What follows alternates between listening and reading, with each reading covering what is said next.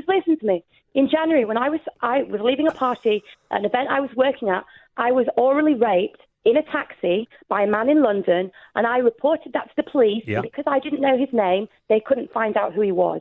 Now, Did you get the number of the cab? Happening.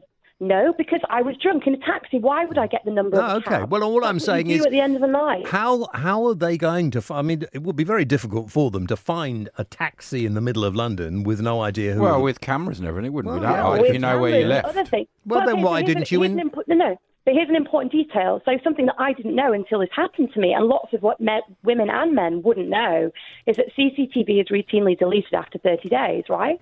Now, if you knew that, you'd be able to, well, in the majority of cases, like routine CCTV outside clubs and in taxis is deleted after that time period, unless there's a specific reason to keep it on record. Listen, that's an important... No, let me just finish my sentence. That is an important thing to get out to the listeners, because most people wouldn't know that. So if they were assaulted, they wouldn't know how to go about reporting it to police. And the fact that we've had the Me Too campaign means we can have a much better conversation about how we keep ourselves safe, what our rights are under law, and all the rest of it. But I think the Me Too campaign, much as I agree with anybody who behaves in the way you have just suggested, deserves locking up and the key throwing away. And men who behave in that way are scumbags. But I think Jilly Cooper's got a point here that the Me Too campaign has made men worry about the way they interact with women and at so work. they should be, because for centuries they have got off the hook. They have been allowed to exploit. So you're doing it the same. You're just doing it the same. You're just treating all men exactly the same. No.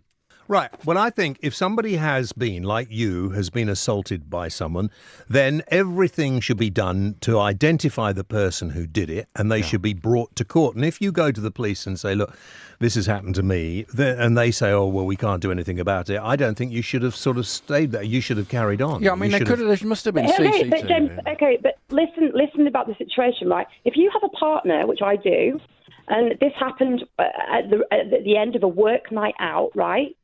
You have then an issue of having to, one, reveal it to your partner, which is easy for me because I'm in a loving relationship with someone who supports me, but then put up with the idea that you might have 2 years of a court trial hanging over you in which you go and testify and which the person is still not brought to justice. Well, then, that is a huge thing. Without you shouting at me, hang on just a minute. James, I'm not shouting at you. Well, I haven't said anything yet. Let me just say this. Are you not concerned that perhaps unless you did go further with this, then this brute could actually do it to other women? And probably James, will. I went as far as I could. I reported it and the police couldn't do any more. Why couldn't they, though? I don't understand why they couldn't do more. Because they can't find out who it is. Because the CCTV is destroyed. After 30 days, what about the next day and the 30 days before? The 30, they've got 30 days. They go to the place and they go, don't destroy the evidence. Can I?